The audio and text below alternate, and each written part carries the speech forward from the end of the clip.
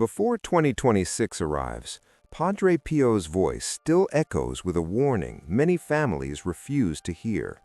Not a warning about wars or disasters, not about money or illness, but about something far more silent and far more dangerous: the slow collapse of families.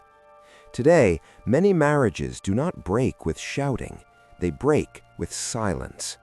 Husbands and wives sit at the same table, yet their souls live miles apart. There are no loud arguments, only exhaustion, distance, and unspoken pain. Some seek comfort outside their marriage, others simply give up, quietly. Padre Pio once said that the greatest suffering of his time did not come from the streets, it came from inside homes. This holy priest, marked by the wounds of Christ, was known for seeing souls as clearly as we see faces. He heard confessions that made him weep. He sensed the cries of children before they ever spoke a word. And in prayer, he witnessed the spiritual fractures tearing families apart long before they became visible to the world. As the year 2026 approached, Padre Pio warned that many families would reach a decisive moment, a crossroads between healing and collapse. His message was not meant to frighten, it was meant to awaken. Before this story continues, pause for a moment. In the comments, write the name of your husband, your wife, or any family you want to protect. Even if it is just one word, "for my family." Let this comment become a prayer. Because Padre Pio believed something few people understand. A single prayer, whispered with love, can hold a family together when everything else begins to fall apart. What you are about to hear is not theory, it is not opinion. It is a warning born from prayer, suffering, and divine insight. For couples, for families, for anyone who does not want love to slowly disappear. Listen carefully. Padre Pio was known as a man of strength, a friar marked by the wounds of Christ, a confessor who could read souls before a single word was spoken. Yet those who served near him often noticed something that unsettled them deeply. Padre Pio wept, not for himself, but for families. In the confessional, he would suddenly fall silent. Tears would stream down his face as husbands and wives spoke of their lives. Sometimes he covered his face with his hands. Sometimes he whispered prayers under his breath, as if trying to shield invisible wounds. Once, after a long day of confessions, someone asked him why he cried so often. Padre Pio answered with a sentence that still echoes today. Most souls are not lost in the streets, they are lost inside their own homes. He explained that many families appeared peaceful on the outside, yet inside they were spiritually starving. Homes filled with noise, but empty of prayer. Marriages still standing in form, but already collapsed in spirit. At night, when the monastery fell silent, Padre Pio remained awake. Kneeling alone in his cell, he prayed while the world slept. It was then, witnesses said, that his suffering deepened. Padre Pio claimed he could hear cries, not with his ears, but with his soul. The unspoken cries of wives who felt unseen, the silent despair of husbands crushed by guilt and distance, the confusion of children growing up between cold words and closed hearts. Once he told a brother friar, "They cry while sleeping in the same bed." During these nights of prayer, Padre Pio felt an increasing urgency, as if time itself were tightening around families. A heaviness settled in his heart, stronger than before. In one of these moments, he sensed a future drawing near, not marked by fire or punishment, but by choices. A year when many marriages would be tested at their core. A year when silence would become more dangerous than arguments. A year when families would either return to God or drift beyond repair.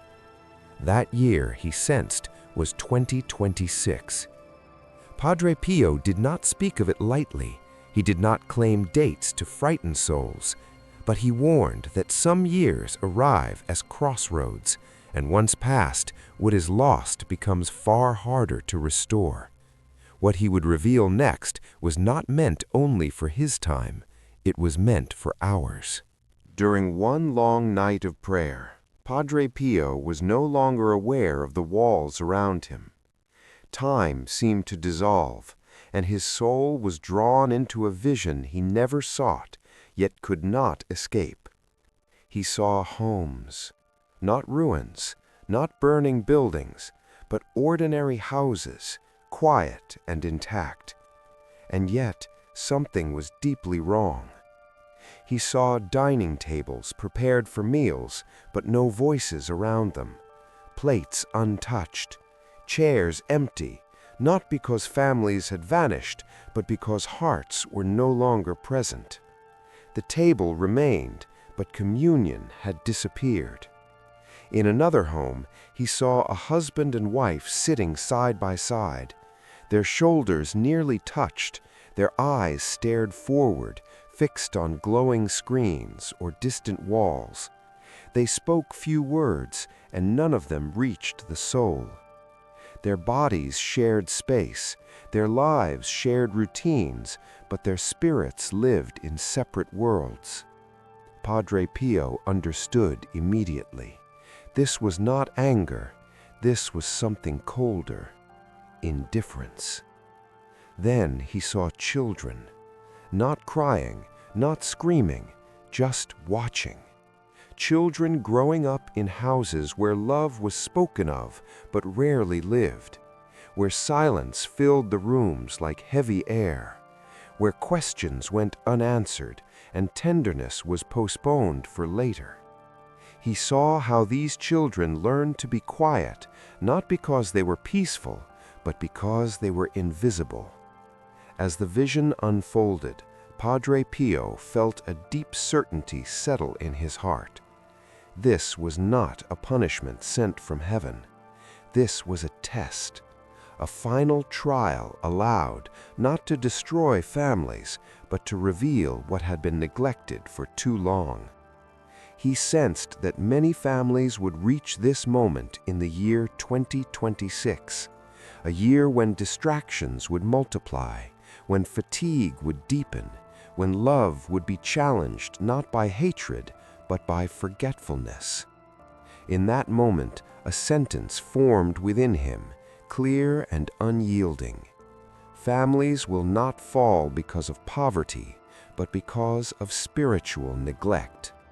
Not because they lacked food, money, or shelter, but because prayer had quietly left the home, because forgiveness was delayed too long, because God had been pushed aside, not in rebellion, but in distraction. Padre Pio understood then that the greatest danger facing families was not suffering, it was forgetting why they were brought together in the first place.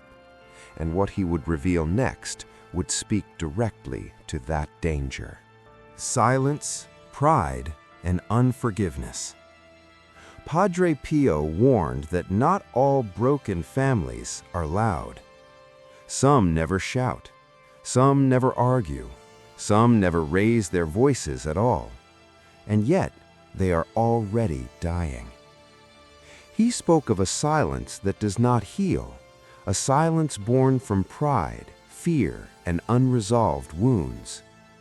Husbands and wives stop speaking not because there is nothing to say, but because saying it would require humility. So they choose quiet. At first it seems harmless, a disagreement ignored, a hurt feeling left unspoken, a cold word excused as exhaustion. But Padre Pio said these small moments do not disappear, they wait.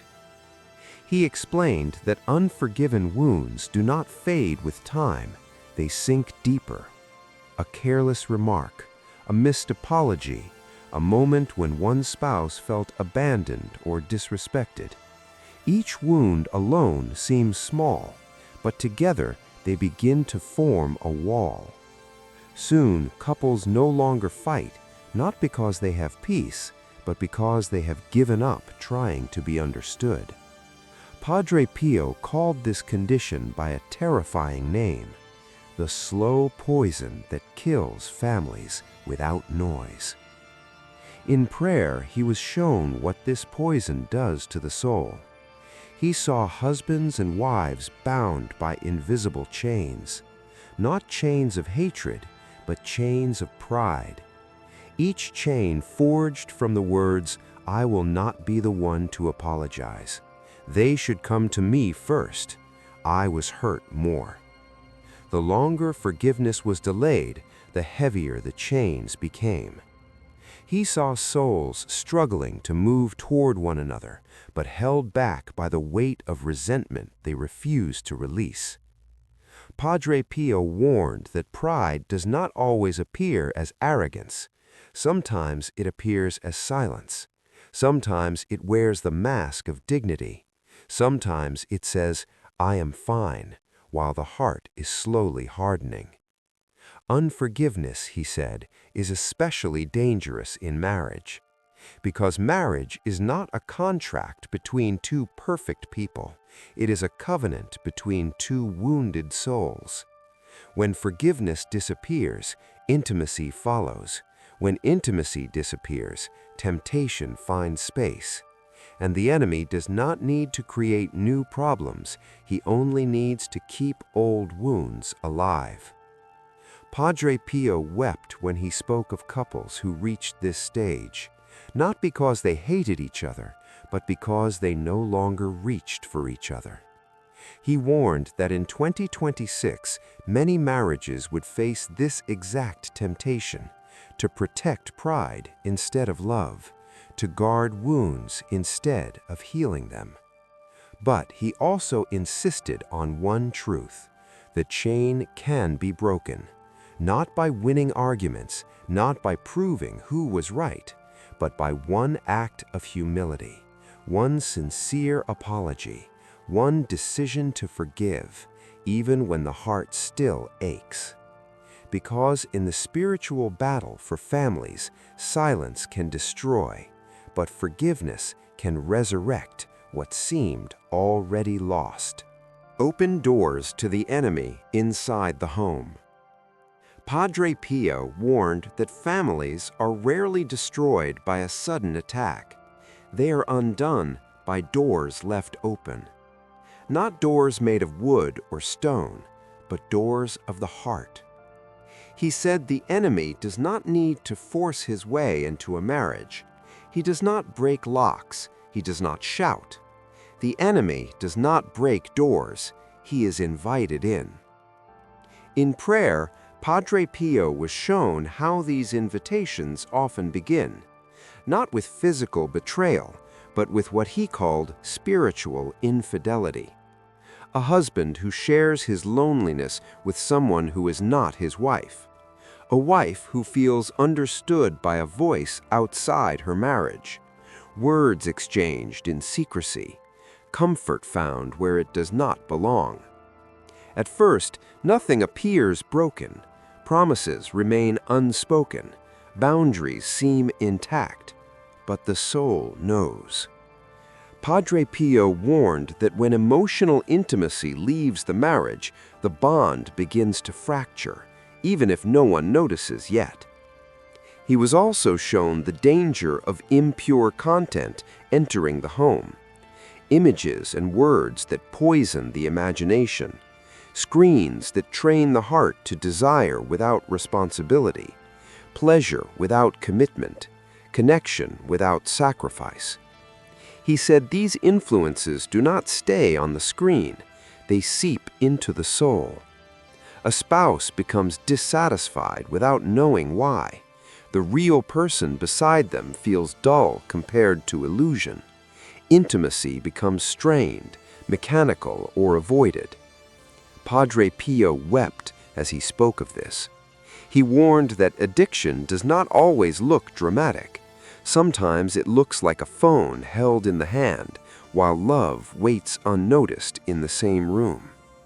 He saw families sitting together, each face lit by a screen, conversation replaced by scrolling, presence replaced by distraction.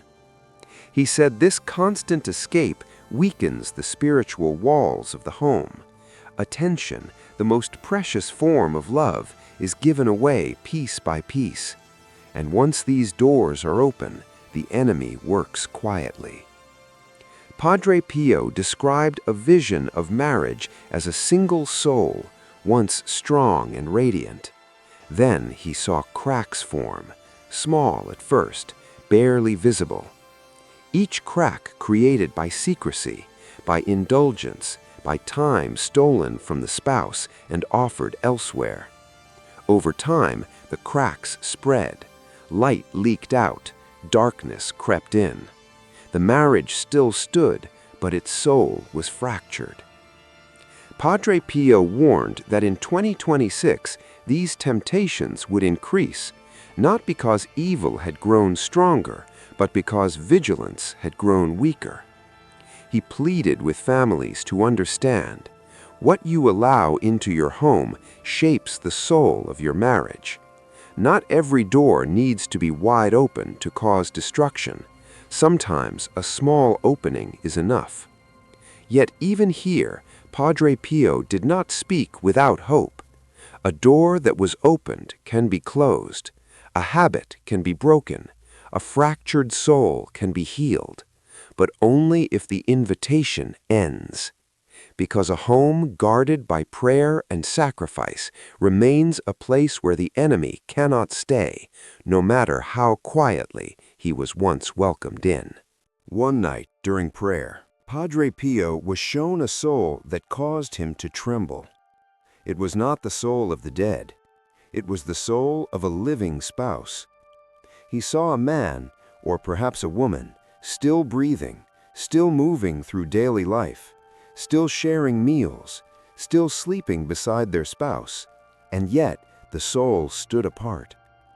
Padre Pio described this soul as wounded and weary, standing quietly in the corner of a home that no longer felt like shelter.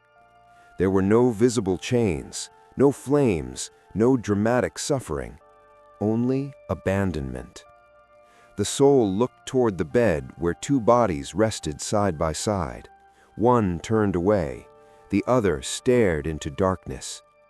Between them, an invisible distance stretched wider than any physical space. Padre Pio felt the ache of that soul as if it were his own. It did not cry out in anger. It did not accuse. It wept in silence. The soul spoke only one sentence, not aloud, but directly into his heart. My spouse lives beside me, but my soul lives alone. Those words pierced him. He understood that this was the final stage of many broken marriages. Not hatred, not betrayal, loneliness. A loneliness made more painful by proximity. To be alone in a crowd is sorrowful, but to be alone in a marriage is devastating. Padre Pio saw how this loneliness formed slowly. A missed glance, a touch never returned, conversations shortened into necessities. The soul remembered when love was easy, when laughter filled the home, when prayer was shared, even imperfectly. Now it survived on routine. Padre Pio warned that this state is especially dangerous because it often goes unnoticed.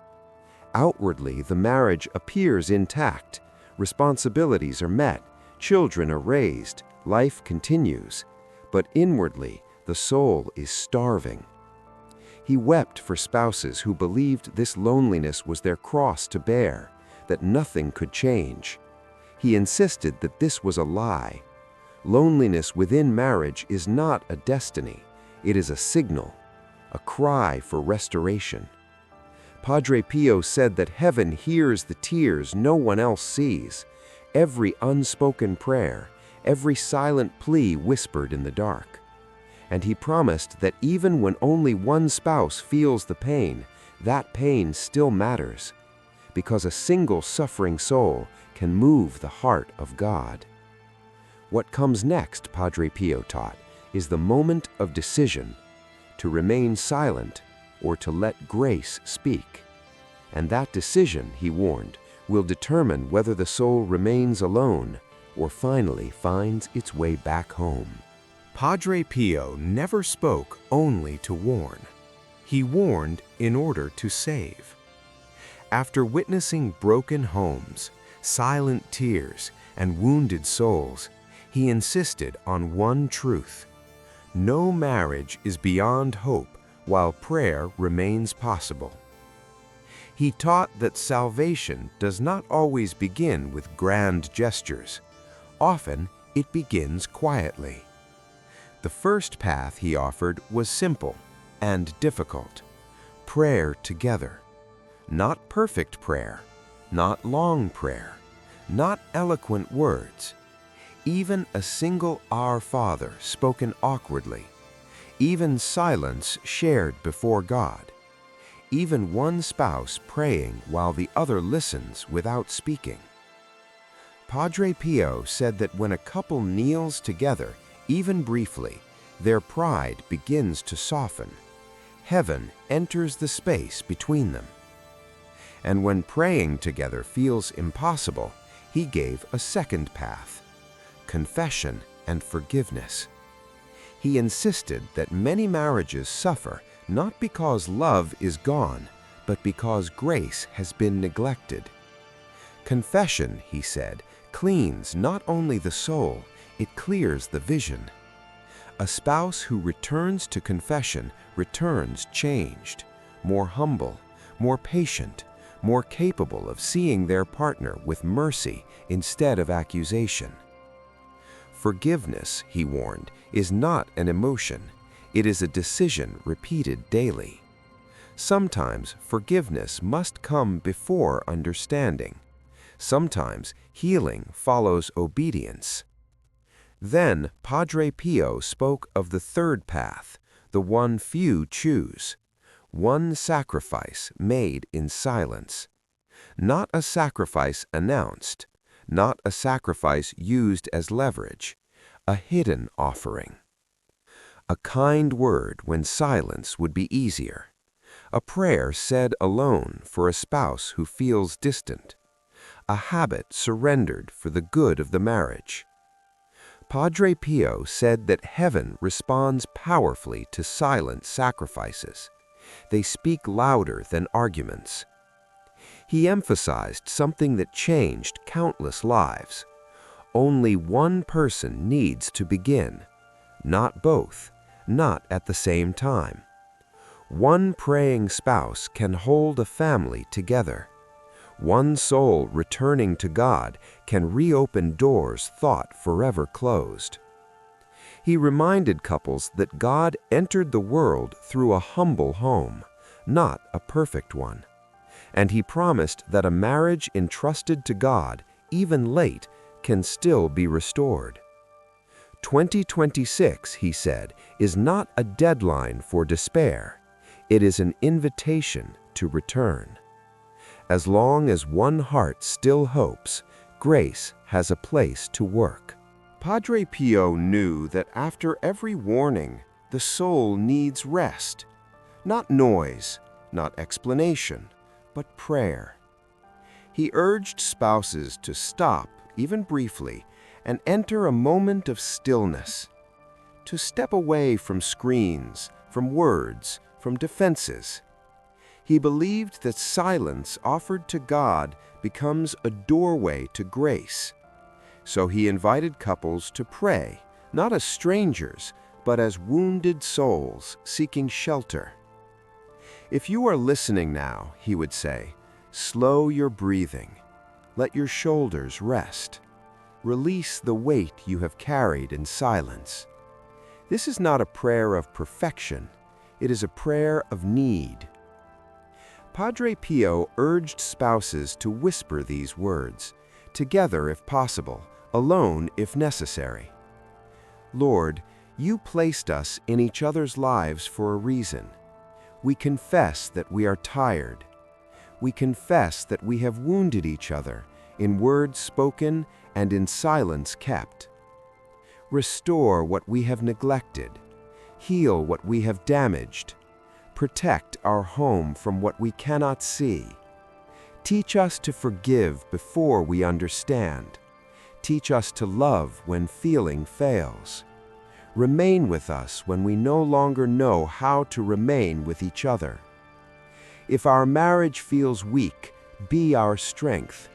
If our hearts feel distant, draw them back together. We place our family in your hands. Padre Pio said this prayer need not be long. He insisted that heaven listens not to length, but to sincerity. He reminded couples that prayer does not erase pain instantly, but it invites God into it. And where God is invited, healing begins, even if slowly. He urged spouses not to wait for the perfect moment, not to wait for the other to begin. Begin now, even if your voice trembles, even if tears interrupt your words. Padre Pio believed that prayers whispered in weakness are often the ones heaven answers most quickly. Remain in this stillness for a moment longer, because in a world that rushes to distract, a family that pauses to pray creates space for grace to breathe. Padre Pio did not leave families with fear. He left them with truth. He warned that marriages do not collapse all at once, but slowly, when God is removed from the center, when silence and pride replace forgiveness, and when doors are left open to influences that weaken the soul of the home. These were the three dangers he spoke of, not as threats, but as signs, and he insisted on something crucial. 2026 has not yet arrived. There is still time to return, still time to heal, still time to choose love over distance. Padre Pio believed that families are not destroyed by one great failure, but saved by one faithful decision, one prayer, one act of humility, one sacrifice made in silence. If this message touched your heart, do not let it pass unnoticed. Write in the comments, "I pray for my family," or simply leave A. God sees even silent prayers.